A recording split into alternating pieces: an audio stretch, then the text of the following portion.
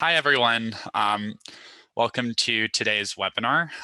Today we're going to be recapping Prime Day 2021 and providing you some interesting data points and insights from the couple days of Prime Day from last week. We're also going to look ahead a little bit to some upcoming events. So today's agenda, first we're going to look at the Prime Day CPC report. And take a look at some of those data points and insights. And then second, we're going to deep dive and double click into some of those data points a little bit more to come up with some key takeaways that you can use for future Prime Days, future promotions.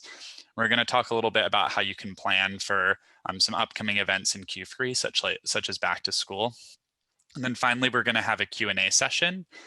Throughout the webinar, feel free to drop in your questions, and we're probably going to hold on to those questions and then answer them at the end of the call. So yeah, just send them in throughout. Today's speakers, you've got myself. I'm Michael Folks, and I'm a product expert here at PacView. And I'm Jack Lindberg, and I'm also a product expert here at PacView. Okay. So what we're going to be talking about today is coming from a document we put together every Prime Day called our Prime Day CPC Report. And this CPC report was sourced from PacView's proprietary Amazon dataset and includes like an aggregation of hundreds of sellers and vendors of all sizes across all different categories. So we can get a really robust data set to provide you some insights today. So let's get started. All right. So first thing we wanted to talk about today is we definitely saw a lot more ad spend for both sponsored products and sponsored brands during Prime Day, both day 1 and day 2 this year. So for sponsored products, we saw that 41% increase year over year, and sponsored brands 28% year over year. So really, really interesting to see. And overall, we saw a little bit higher of an increase on both for Prime Day day 1 versus Prime Day day 2. As we look towards the CPCs with that increased expenditure, we saw some really interesting trends as well. When looking at sponsored products, we saw a pretty substantial increase in CPCs year over year, about 22% across all categories. Really interesting in comparison to sponsored brands, where we saw those CPCs actually decline 1% year over year. I think this is in part due to a couple of new sponsored brand placements, especially utilizing those video assets that are a little bit underutilized, and therefore the CPCs are going to be a little bit less competitive.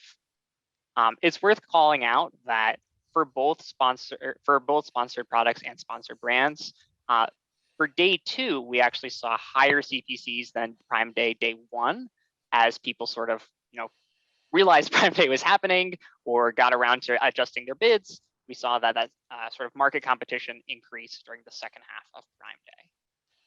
It is interesting that spend was lower on day 2, but CPCs went up though. So definitely like indicates that some people were maybe running out of budget like later in the day from their overall Prime Day budgets. I'm not sure, but definitely an interesting trend.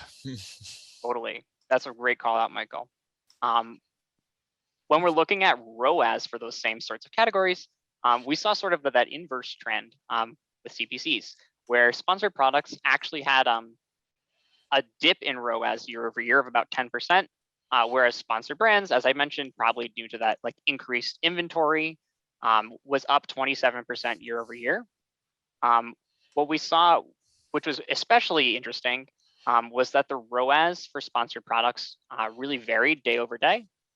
So on day 1, we saw a 9% drop year over year, whereas on day 2, we saw an even greater drop. So we were down 12% year over year in terms of ROAS for sponsored products.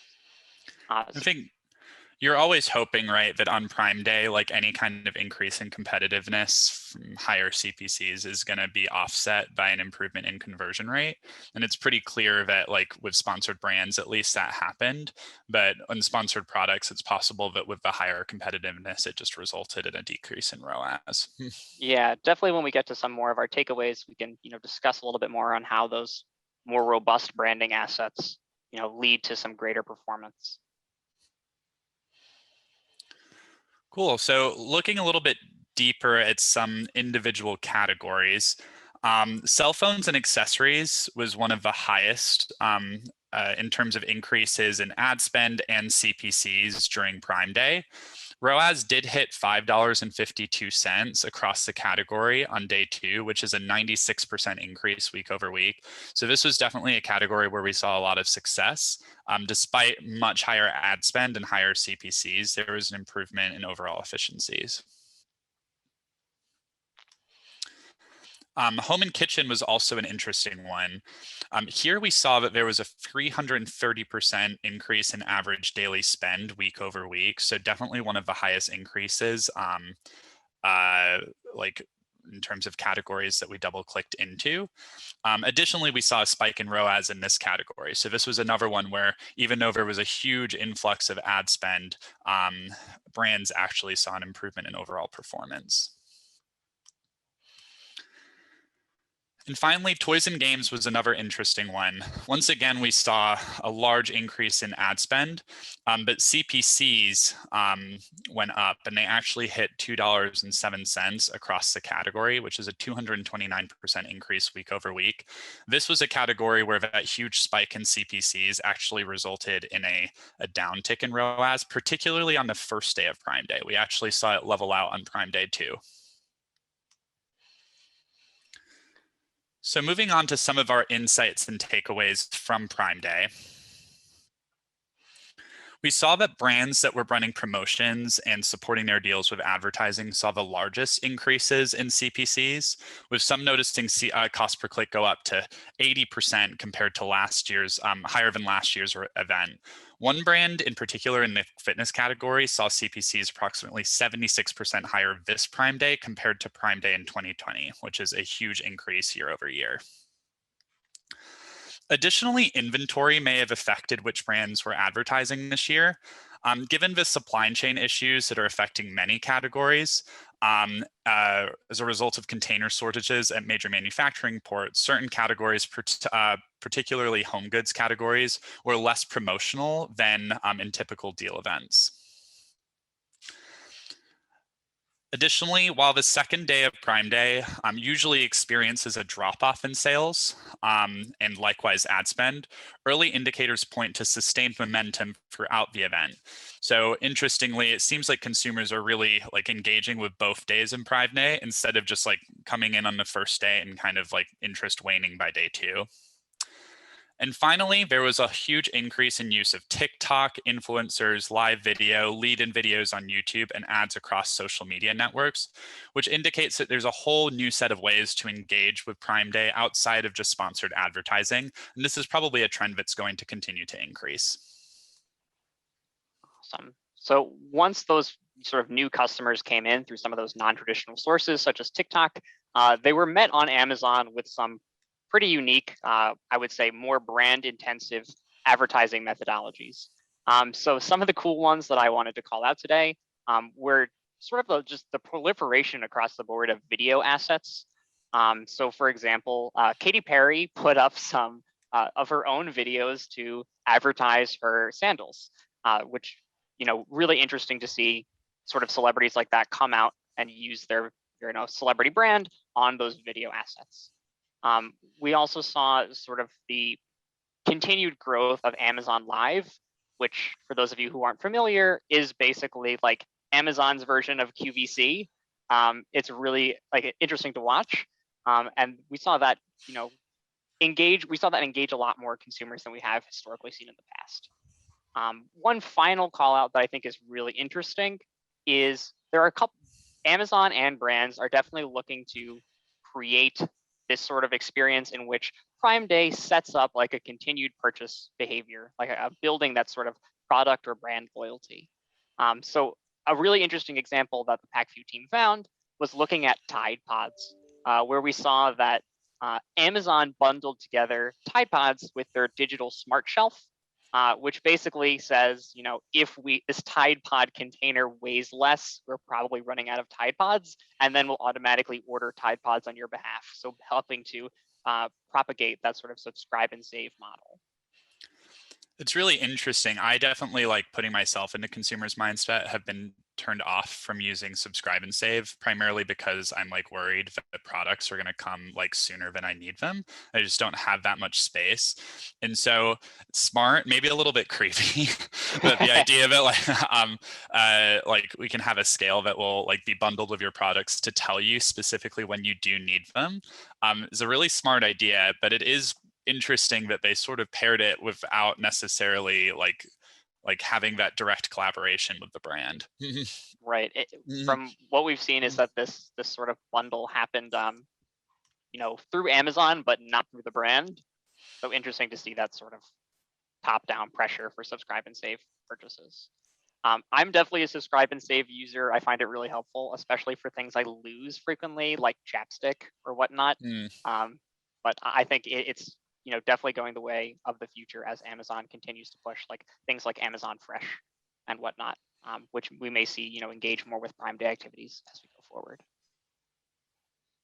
Okay, so definitely in terms of other key takeaways for Prime Day, it certainly became much more competitive to appear in top of search placements without sort of the backing of a deal or a promotion, a coupon. So that's definitely something to take into consideration for future events. If you'd like to be in those top of search placements, you really need to, boost your competitiveness by having one of those deals running. We saw in general promotions running at really like a wide range of extent across different categories. Really, I would suspect, as Michael previously mentioned, due to like more supply chain constraints. So those categories, specifically like home goods that have like much stricter supply constraints, didn't use as much of those promotional deals across the catalog. It's really interesting to see in general how other retailers are reacting to Prime Day and sort of creating this environment in which Prime Day is an overall consumerism holiday rather than a platform-specific holiday. So destinations like Walmart, Target, Best Buy, and Chewy actually all pre-launched deals before Prime Day to, get ahead of the Prime Day traffic and hopefully, siphon off some of the Prime Day buying intent through their platform. And I think if you're an advertiser and you're seeing, for example, that like home and kitchen category where things went up like 300% in terms of CPCs, like this is like a really key insight, right? That there's ways that you can spread your advertising beyond like Amazon and capitalize and increase traffic, not just on Amazon, but on the other retailer.coms. Totally. And I think this also poses interesting challenges in terms of pricing strategy.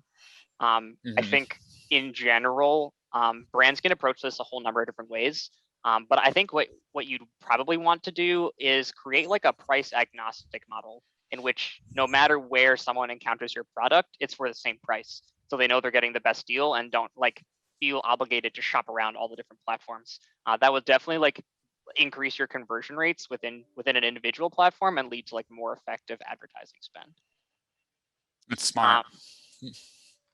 So definitely the final thing I wanted to throw back out there is that the search page so the Amazon search results page is getting a little bit more crowded with all of these stickers and banners and ad placements. So definitely the amount of real estate that now lives above the fold is being reduced over time, which makes all of those premium placements just a little bit more competitive. What I would say as a potential methodology to counteract that is taking a look at some of those new sponsored brand video product page placements, which are really powerful ways to, say, conquest your competitors by expounding your brand narrative. So maybe something to consider rather than competing with them directly on the limited real estate on the search engine results page. Okay. So looking ahead, now post Prime Day, it's definitely time to start preparing back to school campaigns now. In-person learning is back this year, which means that we're probably going to revert back to a slightly more typical back to school period with traditional shopping behaviors and traditional school supplies and clothes. I think that while like more traditional compared to last year, I do think that it's going to be even more important to make sure that you're present online, given that consumer search behavior has definitely changed somewhat permanently after the pandemic last year. Additionally, testing out new ad type and targeting opportunities, including sponsored brand video or placements on the PDPs, like Jack mentioned. Sponsored brands was where we saw the most success this year, so continuing to capitalize off of that moving forward and continue to test and learn is going to be important as well. Using sponsored deals or Amazon DSP to retarget the lead in and day off customers you engaged with previously. I think something that Amazon always touts with Prime Day is the importance of those new to brand consumers that you capture on that day. So making sure that you retarget those consumers and keep them purchasing is going to be really important. And then finally, I think that it's going to be really important to debrief on share of voice changes, looking at both what happened leading into Prime Day, on Prime Day itself, and then comparing that to normal levels after Prime Day. I think that you're going to want to compare your performance versus your prior peak events and store those metrics for your next peak period, because they're going to be really important to determine how to approach Prime Day next year. Fortunately, PackView provides a lot of great insight there in the competitive analysis tab. So definitely take a look at that data and determine whether or not you think that you are investing at the right level so that you can plan appropriately for next year. Awesome. Okay. So I think as our final plug for the CPC report, here is the link to find our Prime Day 2021 CPC report. If you want to peer through the data, there's a lot here that potentially has some really useful insights and trends that might be impactful for your business. Awesome. Okay. So I think we can turn it over to the question and answer section.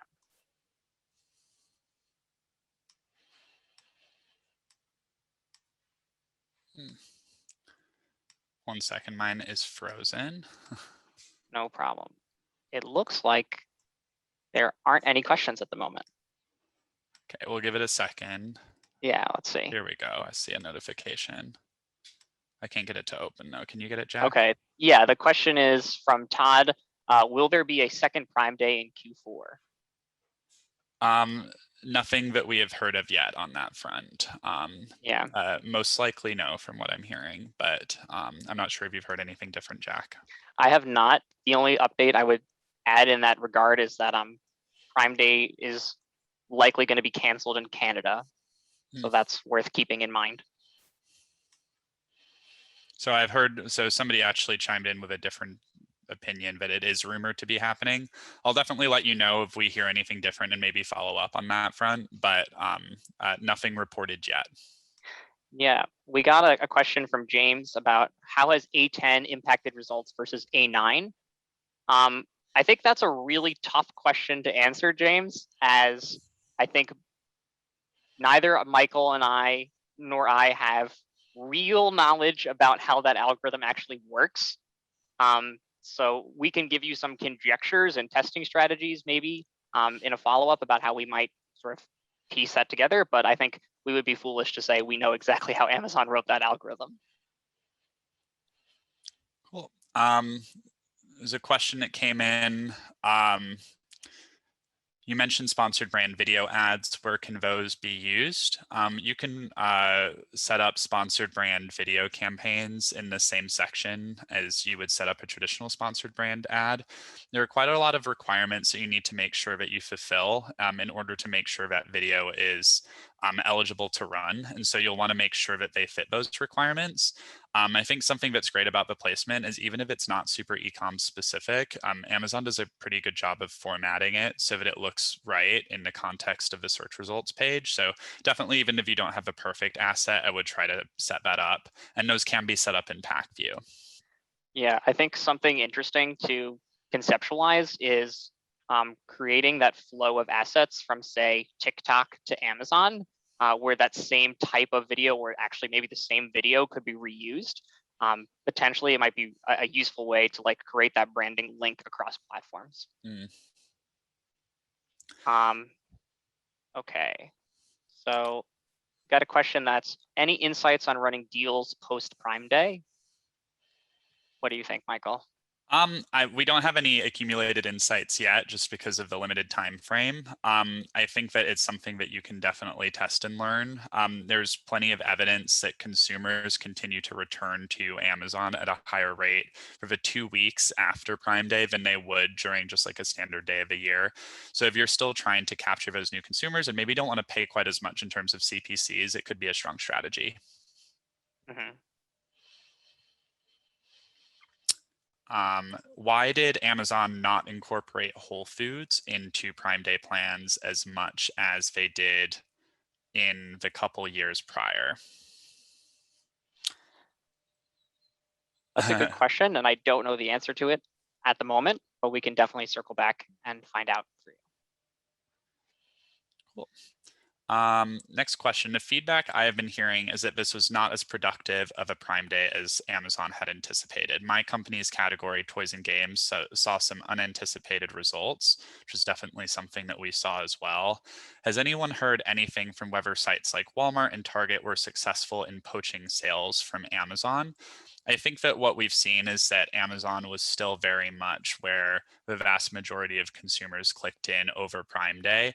However, there was definitely an uptick in spend and sales, though maybe not quite as noticeable or not quite as significant on other sites. And so, particularly after we've witnessed, particularly like your category with toys and games being very competitive on Prime Day, I don't think that it would be a bad idea to allocate some additional budget to Walmart and Target. And then maybe, given that you have 2 days to kind of optimize over Prime Day, kind of shifting based off of what's working could be an interesting strategy going into next year. Awesome. What did you guys buy during Prime Day? I actually didn't buy anything, and I know that's bad. Oh no! But I was busy working during Prime Day, helping all of you sell things. Well, I don't know about. I think I was being plenty helpful, but I did actually buy something over Prime Day. I bought a grill. Just moved into a new place, and it was with 4th of July coming up, I wanted to make sure that we had a barbecue ready. So we've got some people visiting. So it was like something like 35% off. So it was a pretty good deal. Awesome. Can you speak to how brands are leveraging Amazon brand stores in the most relevant way? So my 2 cents is I kind of conceptualize Amazon brand stores as like your website within Amazon.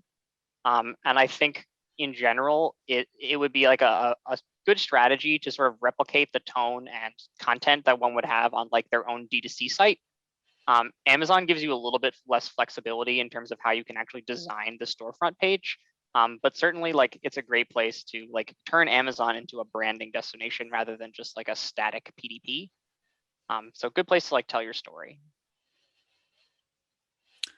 Prior to Prime Day, it seemed that Amazon wasn't ordering as much inventory to save fulfillment space. Do you expect them to return to normal PO levels for 2H 2021? I think this is something that I'm unless you have insight, Jack, I don't have any insight on whether Amazon will be doing so. I think it's still maybe a little bit too early to tell. Yeah, I don't have a good answer for that one either. What are the best DSP audiences to use to retarget and capitalize from Prime Day traffic from Q3 and Q4? Off the top of my head, I would suggest taking a look at like ASIN purchasers. So someone who bought one of your ASINs, and maybe if it's like a consumable or something like that, retarget them in a down the road and say, hey, you bought this, do you want it again? Or some sort of bundling opportunity. You bought, you know, the base version of this board game, do you want to try the expansion pack? Something like that. You can also look at people who have like searched your brand or, you know, visited your brand PDPs but haven't purchased, and that might be a good way to track them down. And maybe the last sort of audience that could come to mind is trying to target competitor ASIN viewers. So people who looked at, you know, other people who sell similar products and say, hey, you know, I saw you looked at this and you didn't buy it. Do you want to see maybe look at my deals down the road of similar products. I totally agree. I think that just sort of generally, I would recommend if you have sort of like a full funneled approach to DSP, to shifting a little bit more of that focus towards those lower, more conversion driving tactics for those next couple of weeks. Brand purchasers, competitor purchasers, to make sure that you're capturing consumers who might still be interested in purchasing. Totally. Can you share this deck, as there are a few graphs not included in the CPC report? I believe, yes, we can. And also, as this concludes, you're going to get a recording of this presentation as well. So you'll be able to see it there. Awesome. Okay, that looks like all of the questions. All right. And as always, you can contact us at pacview.com or by contacting the email sales@pacview.com. Or if you're currently working with a PacView customer success manager, definitely encourage you to reach out to them. Jack and I are very open to any questions about Prime Day performance and would love to help you guys ascertain some additional insights specifically for your brands.